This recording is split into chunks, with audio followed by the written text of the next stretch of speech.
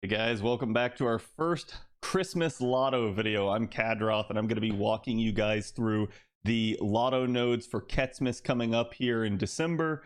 I really want to do this one in a different way than we did the original ones. The first ones that we did for Gilfest were sorted by their card type. We did quick, arts, and buster videos. This one's going to instead be sorted by node types. So we're going to go through here. We're also going to probably keep out the Dantes and Lancelot comps because they're going to be relatively homogenous. They will have various times where you might need a higher NP level of one of the two of them, but we're going to do an entire video centering on them later where we just go through all the nodes and what the Lancelot and Dantes comps require. So these are going to focus more on other quick comps like Achilles and Atalante, as well as our normal arts and buster comps that you guys might be able to pull off for each various node.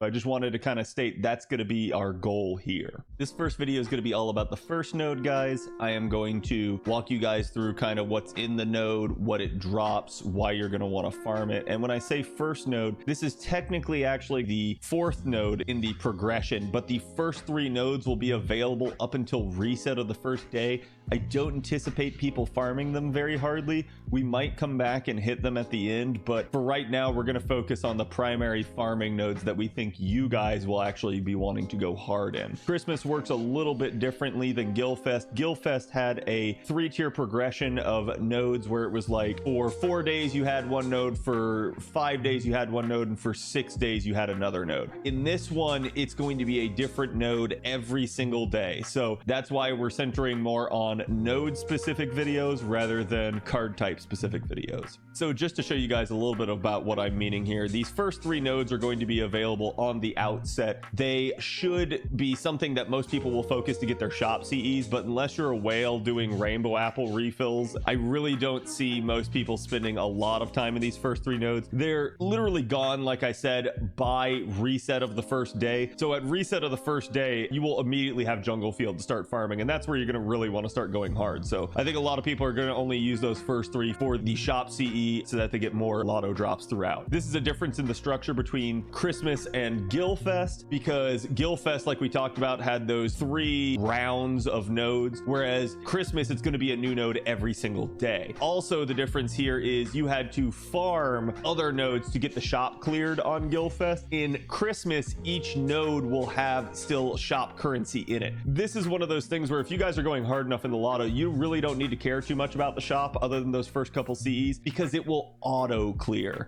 You will literally just farm it out by virtue of farming lotto currency each day. Don't worry too much about the shop for those of you guys going hard. The only ones that will want to worry about the shop are the people that are maybe doing, let's say, 50 boxes or less. You need to start paying attention to where and how you farm if you still care about clearing everything in the shop. Again, I just wanted to show you guys this is our chart. This is put together by Mr. Bob Moss's, again, as are all the infographics that we're going to be using here. He was very gracious to do a lot of work on this, but as you guys can see, this is all very, very helpful info, and it's something I wanted to show you guys so you would understand the structure of the event going forward. So we're going to jump right into the first node here. Again, this is going to be our Saber node. This is the jungle field node. This is our bronze currency node. Gil is going to be the first one I'm going to show off to you guys. You guys are going to recognize a lot of the same patterns that we had at Gilfest for the final wave where we had the sabers and assassins. So you guys are noticing here we've got Nito killing the first wave. We've got Gilgamesh repeating NPs for the second and third waves. And as you guys can see and will be very happy, you literally are only required to have an NP1 Gilgamesh, and you don't even have to have his third skill Lord. That's the insane part about this. You really just need to have his first skill, his attack up, Lord. And then the other things that we're assuming, just kind of going over this again, remember, is we're going to assume rank 10 skills on waiver whenever you see them. Basically, these support casters, you can almost always assume that we will assume a rank 10 skill. If we're using a normal Kscope like you see here, we will assume level 20. That means you've leveled it up to the cap of what one copy of it would be, and that's just for the attack power on the craft essence. These are sort of things that you guys should be doing on your own anyways, and it's just why we're going to be assuming it. We will assume rank 10 plug suit for all plug suit comps that we use. Just understand, again, plug suit and its scaling is not a gigantic amount. If you think that you are sufficient to clear without it being at rank 10, you're probably fine. If you had it, let's say if you had it at rank 7 or something, would you still clear? Possibly. It would just make some of the max remainings not as good, particularly on the wave that you're going to use it on. So it'd be the final wave here with Suzuka Suzuka. That's still an easily cardable range, especially for someone like Gilgamesh, so you probably don't need to worry if you don't have it at rank 10. But the goal is obviously to, if you want to hit all the numbers that you guys see here on these spreadsheets, to try and hit the requirements that we've laid out.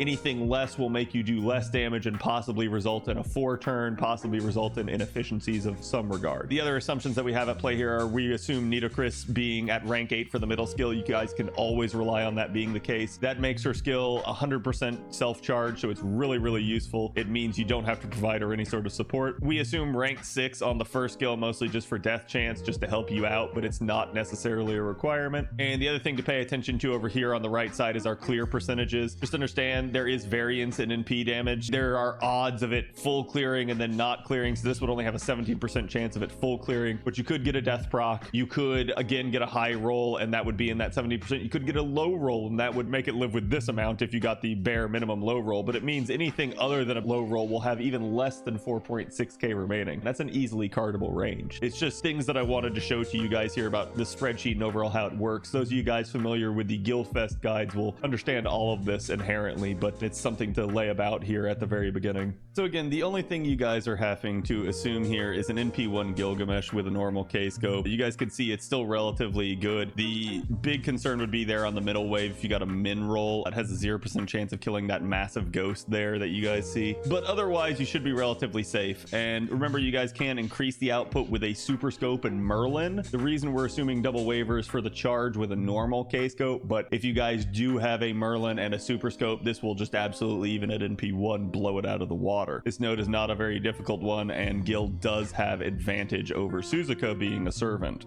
The other thing you guys might notice here actually is that Nito is NP2. It's worth noting that on some of these nodes, if the charger that you're using to kill the big nuker, if they have a 50% charge, you can actually get away with a rash, but at that point it's requiring waiver, Merlin, and Skadi. So it's one of the reasons we're saying, okay, we feel like the hurdle of the higher level MP Nito is maybe a little less than having all 3 support casters, but that choice is yours. It's just on these 30% chargers, you're pretty much stuck using Nito, and you'll see where that comes into play here in a minute.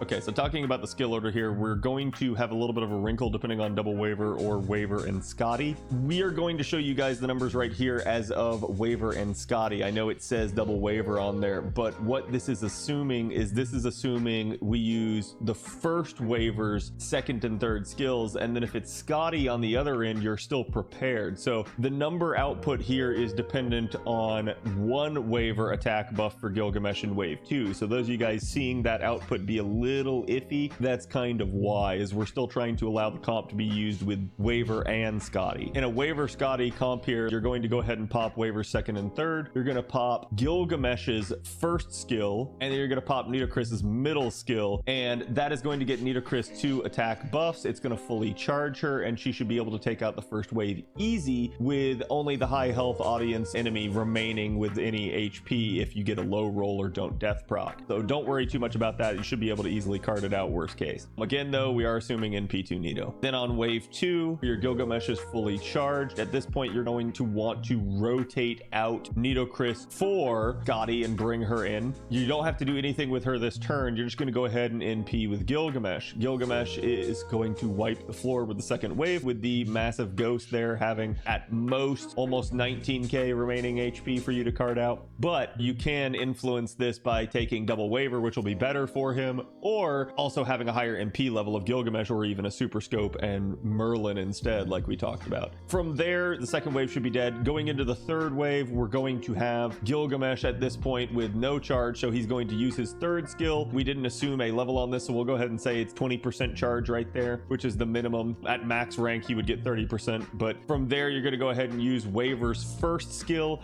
That is going to get him up to 50%, and use Skadi's charge skill. That's going to get him to 100%. You're going to use Skadi's defense down on the enemies. Just be careful that Suzuka might resist, and then you're going to go ahead and pop your plug suit attack buff, and boom, there you go. He should easily kill with only 5.8k remaining on Suzuka at most. Talking about the double waiver comp, the difference there was that you could have just popped one of waiver skills, just the one waiver attack buff in wave 1, NP'd with Nito with having the one waiver attack buff and Gilgamesh's charisma. And then in wave 2, you rotate out, bring the second waiver in, and pop his attack buff in wave 2 that fully charges Gilgamesh at that point, and then allows him to NP a little bit safer in the second wave with far less HP remaining on that annoying enemy with the massive ghost. And then from there, wave 3 is just all about charging him back to full again and then going ahead and NPing. So that's the only difference with a double waiver versus a waiver Skadi. But the numbers that we displayed were because of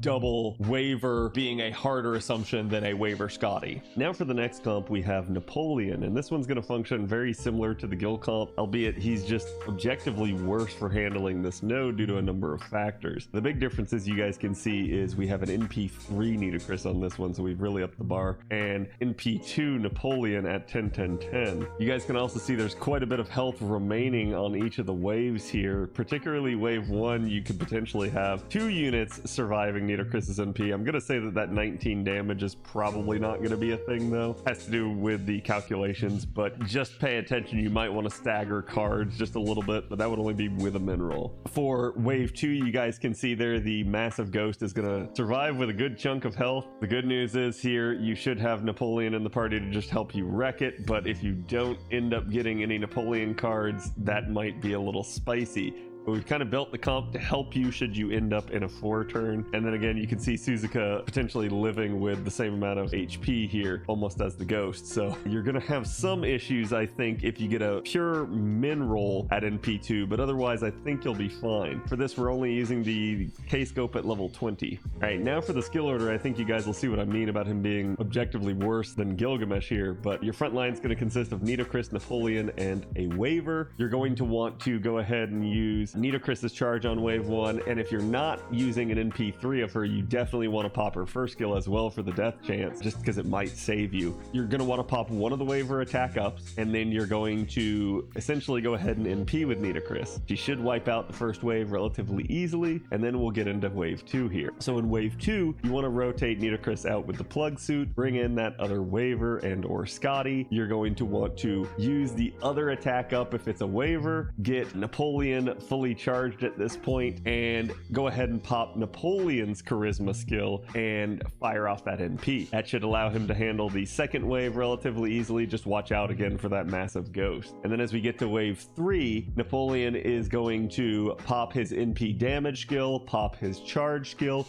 and you're going to pop all the other charge skills from the waiver to get him to max. You'll then pop the plug suit and go ahead and fire it off. And again, Suzuka might live with a little bit of health. Just try to mop her up right there at the end. Okay, now for the next comp here, we're getting into the 50% charger category. The Ishtar is going to be the first one up here. You guys can see it's going to be assumed to be an NP2 Ishtar at 10-10-10. Only an NP2 Nitocris for this one, thankfully. The benefit of using an Ishtar, a 50% charger here, is you can work Merlin in instead of double waiver or waiver Skadi, particularly without the Superscope requirement. You could on some of the other ones, like with Napoleon there, and get away with Merlin, but we would have had to have required you to have a Superscope, and we didn't feel that that was necessary. So for this one, again, the big things you're going to want to pay attention to is the remaining health is actually pretty solid here on both the massive ghost and Suzuka. So really turn 1 is your only concern here with the Ishtar comp. Also be sure you're using Ishtar skills at the right time, otherwise you're going to scuff this. So for the skill order, and we had a lot of comments on this pretty much exact same comp during the Gilfest nodes, but a lot of people were asking why we did Merlin where we did it. Let me just go ahead and say the reason we're going to use Merlin's buffs first here is not that we don't know that waiver is stronger. We do know that. The issue at play here is we're trying to create room for you guys to use a Skadi instead of a waiver. If you guys can use waiver, you can absolutely reverse the way this is done and do it for more output to shore up some of these numbers on the right side. But again, I just wanted to touch on that we're doing it this specific way to make sure that this comp is malleable and able to be switched around between waiver or Skadi. Okay, getting into our skill order here. We're going to have Nitocris, Ishtar, and Merlin on the front line. We're going to want to go ahead and charge Nitocris's middle skill. That's going to get her to 100% charge. You're going to want to also potentially pop her first skill if you need the death proc to help you clear. Again, maybe you're not using an NP2 Nitocris, which we highly recommend. But if not, that first skill will help you out. You're also going to go ahead and pop Ishtar's first skill, her charisma, and you're going to pop Merlin's first skill, his charisma. That'll basically give Nitocris the firepower that she needs to be able to take out this wave. So Nitocris will go ahead and nuke, and that's the end of wave 1. Wave 2, we've got Ishtar all the way fully charged. My recommendation is now go ahead and plug suit Nitocris out for the Waver or the Skadi, whoever you need. From here, you can go ahead and take Merlin's Buster buff and throw that on Ishtar, and you need to pop Ishtar's third skill, her timed attack up skill, because if you don't activate it now, here on turn 2, you won't have it procced for turn 3's damage output. From there, that should be all that you need. Go ahead and NP. As we get into wave 3 here, you can go ahead and pop all of Waver's charge skills on Ishtar, get her to 50%, pop Ishtar's own charge skill, get her to 100%, and then go ahead and pop the plug suit attack buff and go ham, and you should be fine. Also worth mentioning, if you're somehow struggling, maybe due to trying to get away with a lower rank of Ishtar, you can try to use Merlin's invuln skill to generate more stars to help you out, but again, that's probably not going to save you. It just might help the RNG some. Okay, now our next comp here is Tesla, and I never thought I'd say this, but I really like Tesla for this node. Kind of. You guys might notice something different here. Not only is this an NP3 Nitocris, we have a caution diagnostic here. Part of the reason that is because if you guys look over here, we've got 3 enemies with health remaining. I highly recommend popping Nitocris's first skill if you're only going to use an NP3 Nitocris here. 3 enemies means that even with Nitocris's NP, it is going to be impossible for you guys to be able to card your way out of it. Normally, you've got at least 2 sets of the Lotto drop CE, which gives stars in this event to help you card, but with 3 enemies, you can't possibly wipe them out. So your worst case scenario is this happening.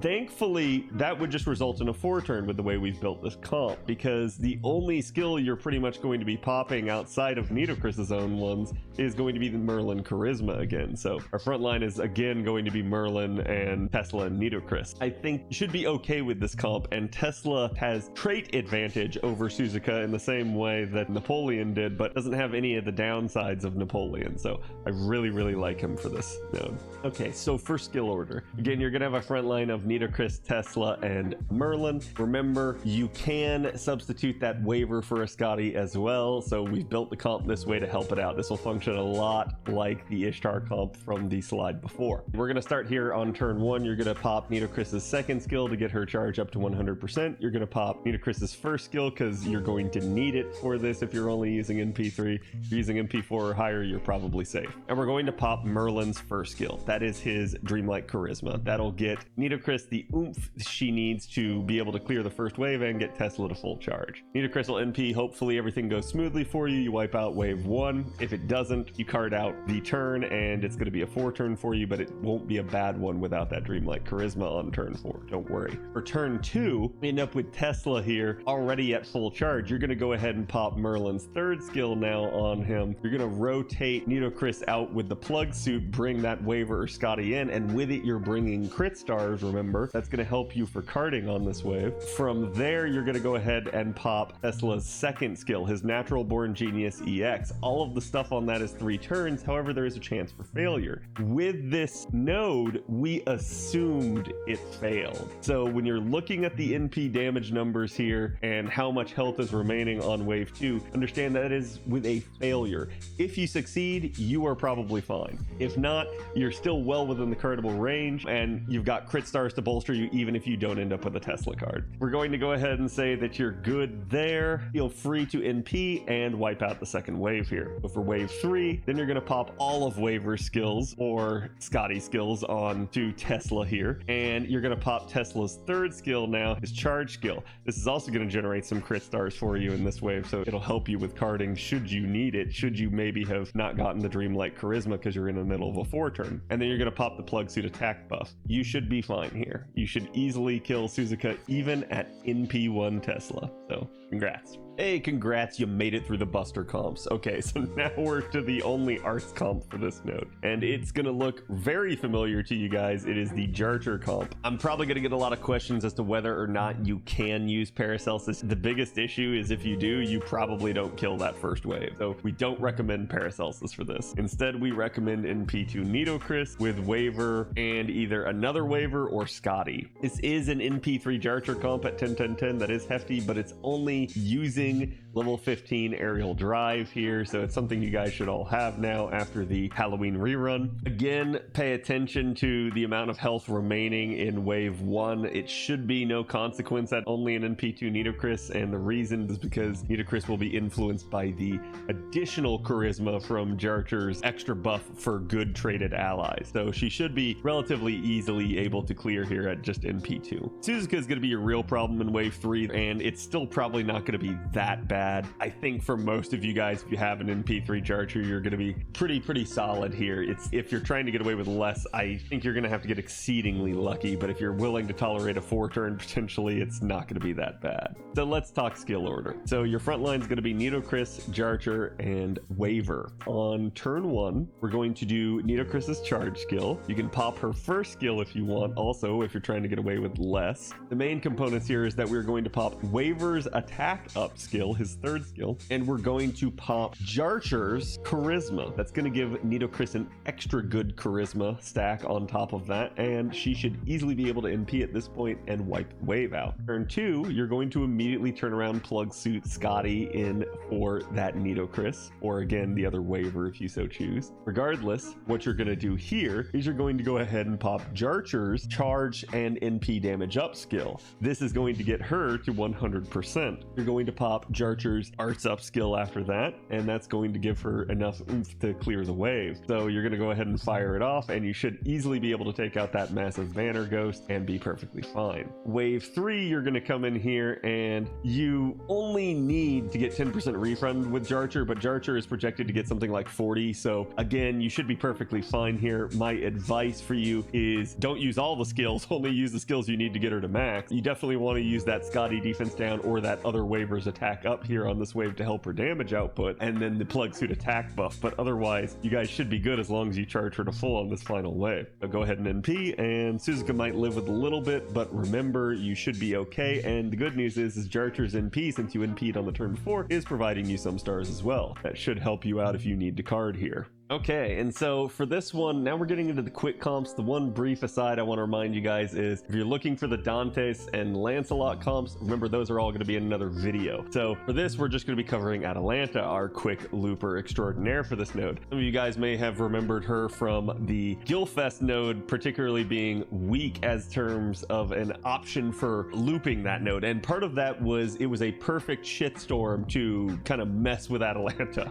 So basically the problem with that node was you had assassins in the node, which are terrible for NP gain, and you had sabers that were counter traded to Atalante, so it hurt her refund and her damage against them. Whereas in this one, this is the perfect storm in favor of Atalante. This first comp that we're going to show you here is obviously the quote-unquote whale option. It's going to be your Superscope comp with fragments of 2004. Yes, we are assuming a level 100 Superscope, but as you guys can see, holy crap, an NP1 Atalante can get away with murder here. Yes, we are assuming double Skadi. Yes, we are assuming 10 on Atalanta skills, but again, I think it's very worth it, and I think you guys will be able to operate this comp very nicely. Okay, so for the skill order on this, remember you've got a front line of Skadi, Atalanta, Skadi. Nothing more you really need to do other than that. You're going to pop both of Skadi's quick ups on Atalanta. You're going to pop Atalanta's third skill, that's her NP gain skill, and you're going to go ahead and NP, and it's going to obliterate that first wave. Atalanta in this comp is going to refund at least 50% on those first 2 2 waves, so you're fine. You don't even have to use Fragment of 2004's NP gain skill as far as we can tell. If for some reason you are working with a lower NP gain skill there on the 3rd skill, maybe you can actually get away with using Fragment, but remember that still might shortchange you on the other node that you can't use it. On turn 2, it's going to be more or less the same thing. You're going to go ahead and use one of Skadi's charges, and you're going to go ahead and NP again, and then on turn 3, because it's literally that fast, you're going to go ahead and use Skadi's last remaining charge on her, get her back up to full, pop both the defense downs, pop Atalanta's quick buff, and pop the Fragment of 2004's NP damage buff, and then go ahead and nuke, and you should easily clear, even at NP1. That is the beauty of this comp.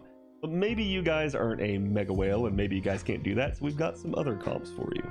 Okay, now for this next comp for Atalante, this is an aerial drive variant. The annoying part about this is, while yes, you can still use MP1, we are now requiring waiver and double Skadi. So this gets spicier in terms of requirements over the next comp that we'll show you guys, but this one's still a very stable comp. So essentially how this one's going to work is we're going to have a front line of Skadi, Atalanta, and waiver with the other Skadi sitting on the back line. But again, as you guys can see, some of the concerns here are going to be your health values in the massive Ghost in wave 2 and Suzuka in wave 3. Suzuka wave 3 there is going to get killed 99% of the time and only have 357 health remaining if we do it this way. And you might be thinking, well, Cad, why don't we pop one of the Skadi defense downs in wave 2? You can do that, but then you'd have like 20k health remaining on Suzuka in wave 3, so it's not really worth the trade-off. So my advice is to just go ahead and do it this way, and you're just going to have to potentially struggle bus it through on wave 2 there. Okay, so for the skill order for this comp, again, like we said, we've got a front line of Skadi, Atalanta, and waiver. Basically, for turn 1, you're going to pop all of waiver skills on Atalanta. You're going to rotate him out with the plug suit and bring in the other Skadi. From there, you're going to pop both Skadi's quick ups on Atalanta and Atalanta's 3rd skill, her NP gain skill, and you're going to go ahead and NP. Atalanta will easily take out wave 1 there. She should refund again that same 50+%. Wave 2, we're going to end up in the same predicament. You're going to go ahead and charge Atalanta to full with one of the Skadi charge skills, and then same thing. She's going to go ahead and NP, take out everything other than potentially the massive banner there, which you might have to card out. This is the annoyance, is because the plug suit is happening on wave 1, you're not going to have the stars for wave 2 here necessarily to help you out, but you're not really going to worry about that because this is an Atalanta comp and she just absolutely shit stars with her NP. So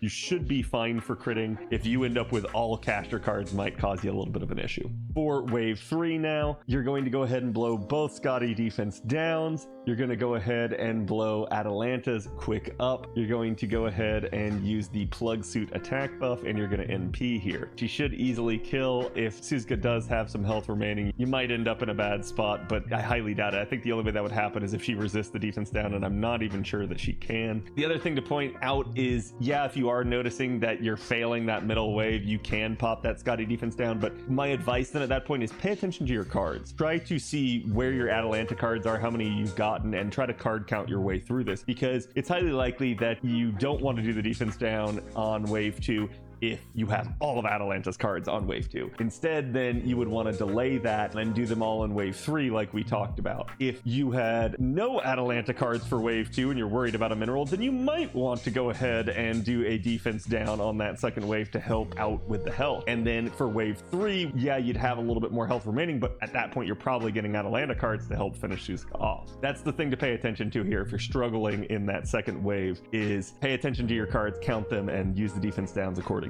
Okay, now for the last comp here for this wave, we've got Atalanta with Mages Association. If you maybe didn't have both Skadi and Waiver to pull off that prior comp, but you still have the Kscope, you can make this work. The only issue is you're going to need a higher NP level of Atalanta at NP3 here. The other concerns also here is going to be the health. You can play smart, watch your cards, and use your defense downs accordingly. But the beauty of this is, not only does it not matter what level of Mages Association association mystic code you have. You also get card shuffle. That's another extra utility here where, man, you just really got boned on the cards. You can shuffle and work your way out of it. Let's say you got all the cards for Atalante here on turn 2 and you used it and you easily clear, but then you're like, oh shit, I might not have enough somehow to do this. I think you would still be fine at 12k. Maybe a defense down got resisted or something. At that point, you can go ahead and shuffle the cards, roll the dice, and see what you get for Atalanta cards. Maybe you get another quick card and she crits her way right out of it. Again, the beauty of the Skadi comps is going to be these quick crits that can save your ass at times. So I think this is a very accessible comp. The only requirement is going to be these skill levels and having NP3 Atalanta. So for our turn order, this is actually going to function very similar to the Fragment of 2004 comp. It's just a front line of Skadi, Atalanta, Skadi. So you're going to go ahead and blow both Skadi quick ups on her. You're going to go ahead and use Atalanta's third skill. That's her NP gain skill. And you're going to go ahead and use the Mage Association's charge skill on Atalanta since we're using a normal Kscope here. That's going to get her to full. She's going to go ahead and NP, easily wipe out the waves. Then after refunding on the back end of that for wave 2, you're going to go ahead and use one of the Skadi's charge skills. Remember, you're going to need that to get back up to full, but you should pay attention here to what's happening with your cards in the defense downs. You might want to pop one of them here. So again, pay attention to that. If you don't pop it, that's fine. Go ahead and NP and card out anything that remains. Remember, the Atalanta comps are going to be shitting stars for you. Wave 3 here now, we're going to go ahead and use Atalanta's quick up. We're going to go ahead and potentially have to shuffle cards depending on what we got or didn't get, but go ahead and use your defense downs here as well. There's no Mystic Code attack buff to use this time around. So really, that's all you've got to do. Go ahead and do that and NP and blow the wave away. Okay, so that's it for this first node, the Saber node in the Christmas Lotto, guys. You may have noticed I may have changed outfits here on you. It's because we recorded this over a couple days as we tried to get some of the numbers right here for this preliminary video. But thank you all for watching. We will have the other videos coming out soon. If you guys haven't already, be sure to check me out on Twitch, where I stream weeknights at 7 p.m. Eastern. And feel free to join the Discord. I'll put the link in the description below. Just make sure you assign a role or the server kicks you. It's really easy to do. Go up to the channel right at the very top. Again, thank you all for watching. If you want to help the channel out, be sure you subscribe, be sure you like, be sure you comment. All of that does help feed the channel. I'll see y'all for the next one.